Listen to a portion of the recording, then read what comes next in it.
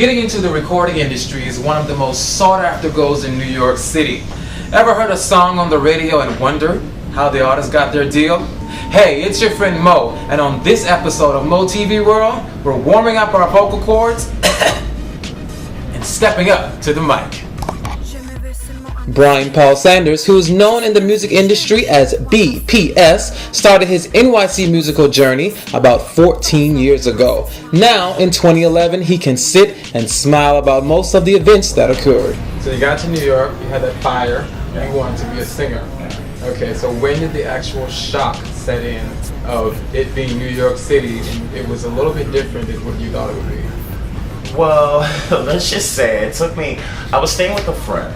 So the first thing I had to do was find a job. My first job was Urban Outfitters, the one downtown on Broadway near Houston.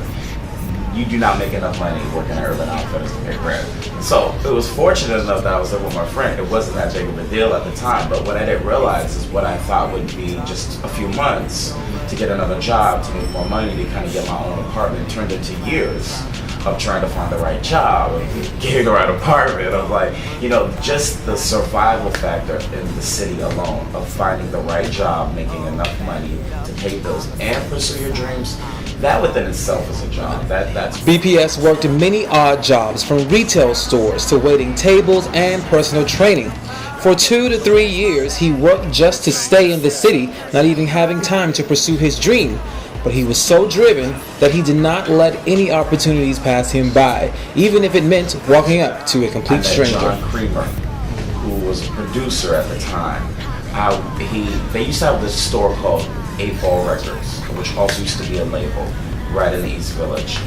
I ran into him, and this is when I was struggling, kind of doing my thing. I met him, I think, at some, probably at Urban Outfitters, some random spot. Yeah. But we were talking about music, and he lived in Brooklyn at the time, and invited me over to his apartment to kind of sing, so we could see what I do. And he had a ton of vinyl, and all he had was vinyl in his room and a DJ set, and I sang over it, and he was like, "Oh, wow, you're actually pretty good," Brought me in the studio. He was a man of his word. He was the first person I met in the music industry that did what he said he was going to do. Okay, since you already went there, you just fly through on me here. How many people did you meet that actually were not real, or promised you something in the beginning and, didn't come through with it? How many people would you say? Tens and tens of people.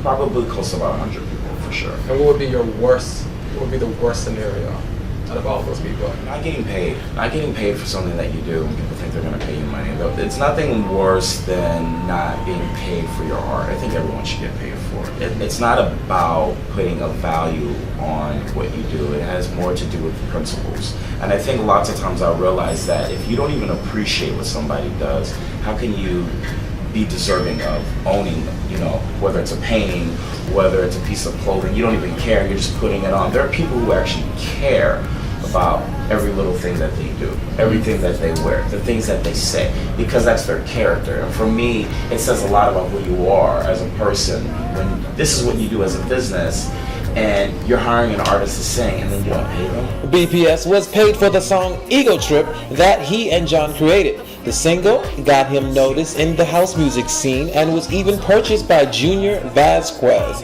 But a house music career was not what BPS had envisioned. I was going in the house direction for a while and looking for DJs and going to clubs and talking to promoters and pushing my record and trying to work with other people.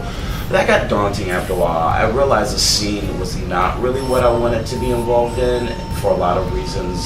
The club scene, lots of drugs, lots of people hanging out all the time. It's flaky, they're finicky, So I decided I don't really want to get stuck or typecast just doing. BPS continued to write and create music that set him apart, and eventually doors began to open. His music has been played on several TV shows, including America's Next Top Model. But even after 14 years, he is still holding out on a record deal. It talks about how you got some record deals and you turned some down. Why did you turn record deals down in the beginning? Well, they weren't the right deals, I think other people had a vision of me that I didn't really have, and that was moving in a direction of house and I didn't want to do that because I didn't want to get typecast.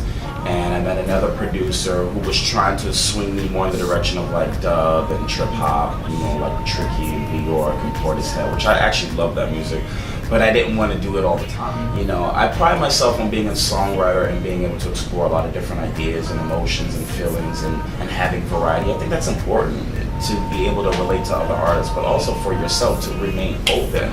I think that's what being an artist is. So if you can describe your style in a couple of words. I love when people ask me to do stuff like this. I never can. You know, how would you describe it? Well, I definitely think my music is like it's an R&B, funk, pop, you know, but it has an edge to it, you know, like because there is hip hop elements in there. There's poetry. There is some rhyming, but I'm not a rapper. I'm not trying to be a rapper. I don't ever try to pretend. But I've had a hip hop rock band. But I've won poetry contests. But I don't ever try to claim that I am something. I let it be what it is, and I just kind of write it. 14 years of surviving NYC was not easy, but his determination to become successful is what keeps him moving.